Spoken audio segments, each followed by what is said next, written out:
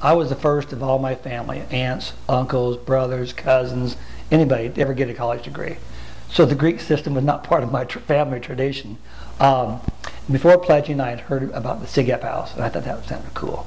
But I went through Rush, walked into the SA house there on 25th Street, and like the house just sold me. And then I met the guys, and there was no other house I wanted to pledge. The SA that's where I wanted to be, and I was really glad I got in. They actually asked me back.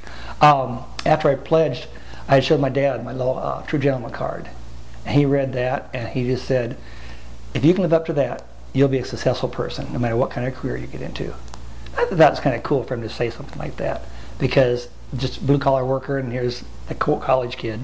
One weekend, parents' weekend, he was over at the house in the solarium with all the other people around, and he just looked around and said, you know, this is kind of neat, Leroy. I'm glad to see you be here.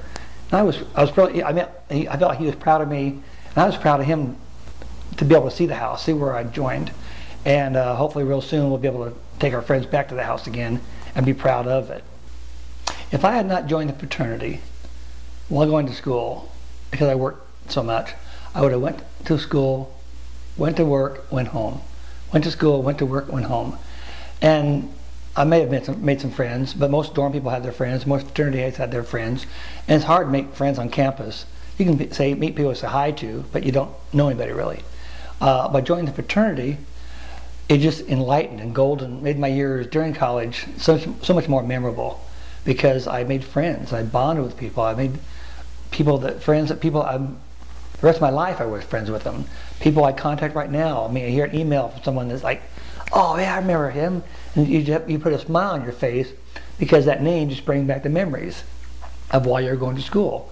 And that's basically, the fraternity is my memories of going to school. And so it's enriched my life in relationships with other people. I was fortunate to meet 3 or 4 people that have just been lifelong friends. One of the friends is a gentleman I went to kindergarten with, grade school, high school, college, fraternity, and we're the best of friends up into our 50s until he passed. Another one of my friends I met there in school, we lived together. He came out to Arizona eventually. We were still best of friends until his death. A couple of other guys I met at school, we're still the best of friends. We communicate quite often. And if I hadn't joined the fraternity, I wouldn't have those lifelong friends.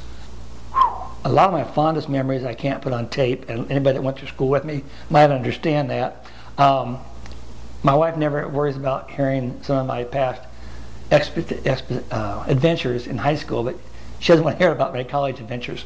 But we had some good times also. I think building floats, a lot of people contribute to the house in different ways. Some are more the leadership capabilities, others help in different manners, different areas.